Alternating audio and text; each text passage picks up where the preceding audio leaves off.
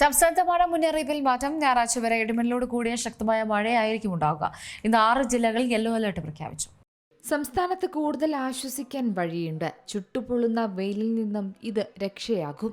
ഇന്ത്യയിലെ വിവിധ ഭാഗങ്ങളിൽ പ്രീ മൺസൂൺ കാലാവസ്ഥ ശക്തി പ്രാപിക്കുന്നതായാണ് റിപ്പോർട്ടുകൾ. ഈ ആഴ്ച രാജ്യത്ത് വ്യാപകമായ മഴയും ഇടിമിന്നലും കാറ്റും അനുഭവപ്പെടുമെന്ന് തന്നെയാണ് IMD മുന്നറിയിപ്പ് നൽകുന്നത്.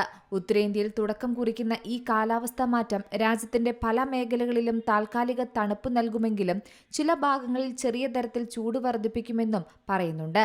എന്നാലും സംസ്ഥാനത്തും മഴ ശക്തി പ്രാപിക്കുമെന്ന് തന്നെയാണ് കേന്ദ്ര കാലാവസ്ഥാ വകുപ്പ് പറയുന്നത്. ഇന്ന് 6 ജില്ലകളിൽ യെല്ലോ അലർട്ട് പ്രഖ്യാപിച്ചിട്ടുണ്ട്.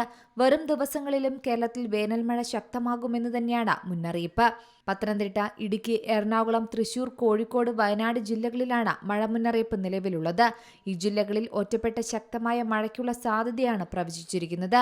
അടുത്ത 4 ദിവസത്തേക്ക് കൂടി ശക്തമായ മഴ തുടരുമെന്നും പറയുന്നുണ്ട്.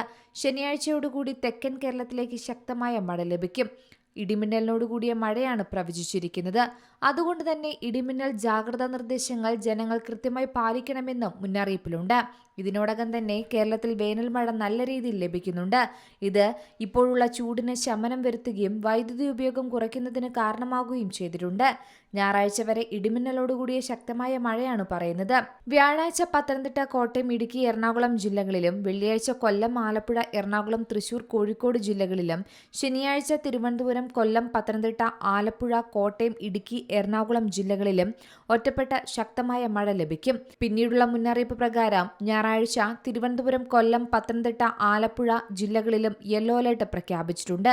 ഇടിമിന്നലോടുകൂടിയ മഴയ്ക്കൊപ്പം മണിക്കൂറിൽ 40 മുതൽ 50 കിലോമീറ്റർ വരെ വേഗതയിൽ ശക്തമായും കാറ്റിന് സാധ്യതയുണ്ട്.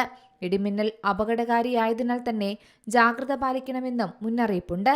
News desk C Malayalam news. ഏറ്റവും പുതിയ വാർത്തകളും വിശേഷങ്ങളും വിരൽത്തുമ്പിലറിയാൻ സി മലയാളം ന്യൂസ് എല്ലാ ഡിജിറ്റൽ പ്ലാറ്റ്ഫോമുകളിലും ലഭ്യം.